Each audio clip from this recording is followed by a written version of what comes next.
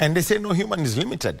And the Kenya national wheelchair basketball team is a living proof of that. Despite facing immense challenges from lack of funding to limited training facilities, these athletes continue to defy the odds, chasing glory and inspiring a nation. Our reporter Daniel Mwenda visited the team at the Kasarani Indoor Arena and brings us the story of their resilience, determination and hope. In the heart of Nairobi, inside the Kasarani Indoor Arena, determination echoes louder than any cheer.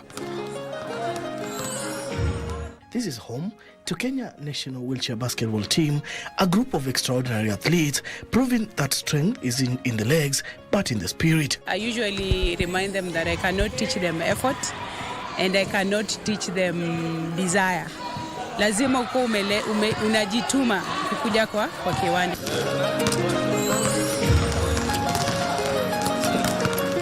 They train hard, push limits and battle through sweat and tears, all in pursuit of a dream many have written off. In this life there is no giving up. You have to push and go hard or just go home. From utotoni, I really wanted to know how people play basketball because I love the game kutoka utotoni.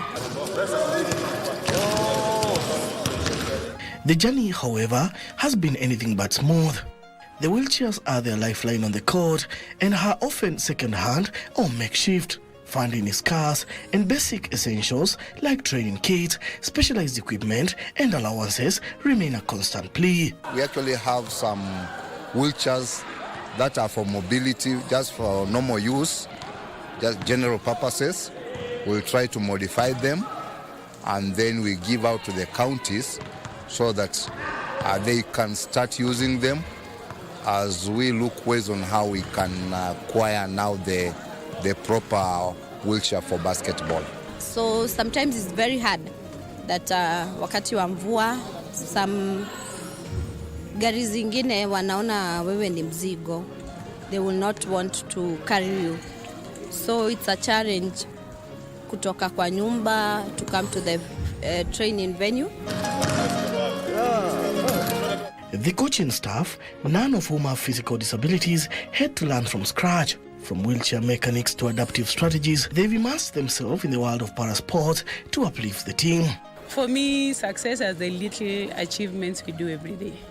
Because now if I have a player who wouldn't, initially they didn't know how to balance their wheelchairs, but right now they're balancing their wheelchair, for me that's success. Because I know that I'm progressing in the right direction. If there was somebody who was not able to shoot or screen and roll, or somebody who was not able to communicate, but right now they are doing it, that is success. I made sure I learned the game, how the game is played, the rules of the game, and that is how I found myself here. Yeah, not that I designed to be here, but that is how I found myself here. Their dream, to be given a chance to compete and excel at international events.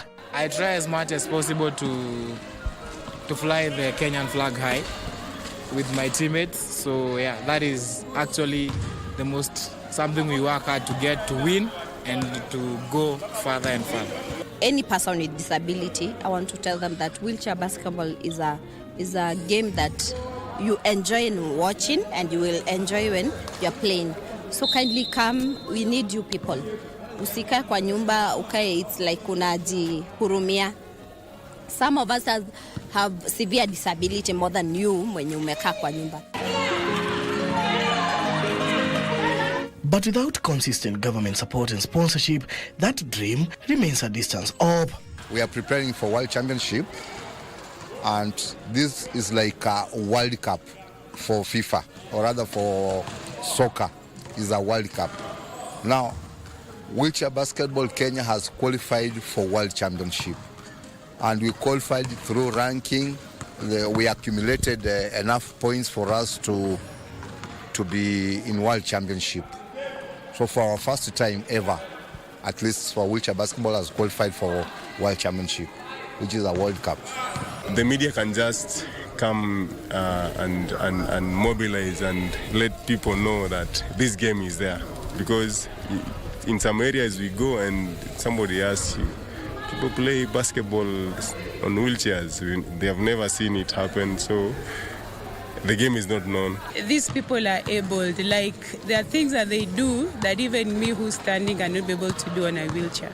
So I usually say that as much as you have a disability, God gives you something unique that if you're not able to exploit it, then you look at yourself like second to somebody else. Always remember, this life is for the living. You have to go out, enjoy yourself, live your life, just be yourself. Yeah, you have to be yourself, be inspired, inspire someone else, tell a friend, that is what I would.